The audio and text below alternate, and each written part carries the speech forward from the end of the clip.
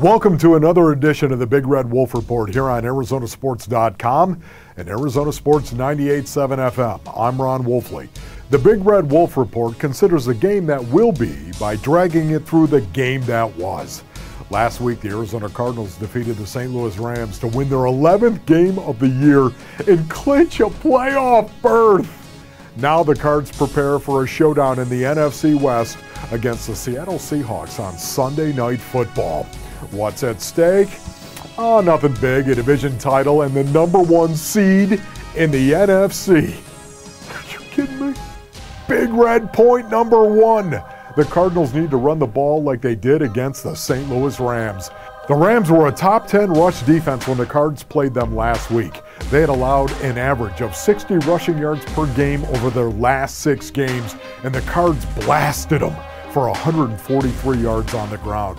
The Cards need to repeat what they did last week and last year in Seattle, Week 16 of 2013. Big Red ran the ball 38 times that cold December day in Seattle, handing it off to Mendenhall, Ellington, and Taylor.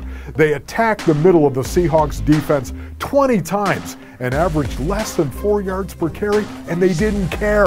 BA knew they had to beat Seattle at their own game, and bludgeoning the Seahawks was an integral part of their victory.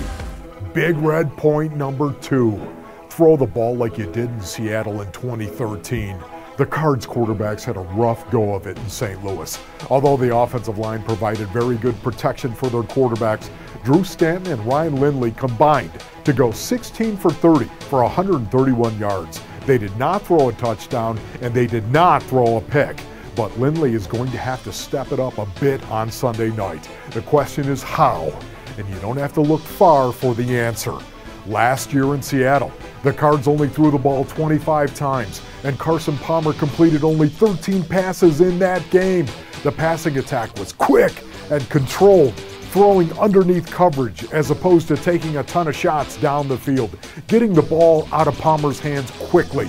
In fact, the Cardinals, with Carson Palmer at Q, only threw the ball deep twice all day.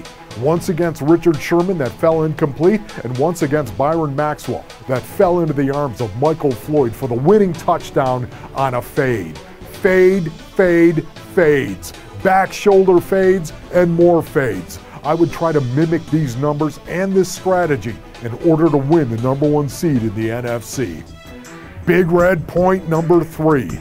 Big Red point #1 and Big Red point #2 don't matter if the Cards defense doesn't play their best game of the season. This is unfair, but I believe it to be accurate. The only quarter the Cardinals have not outscored their opponents has been the first quarter. The Rams had a 3-0 lead at the end of the first quarter last week. This certainly wasn't a deal breaker, but the Cards have got to come out of the tunnel boned up and buckled up. This could be a game where the first team to 2 touchdowns wins. There's no room for error. A slow start might be the ball game. The Cards have had problems starting games defensively and have been a very good defensive team most of the second halves this season. They have no such luxury in this game. Glory awaits, or the agony of defeat. Let's hope the Cards are resting players in San Francisco in Week 17.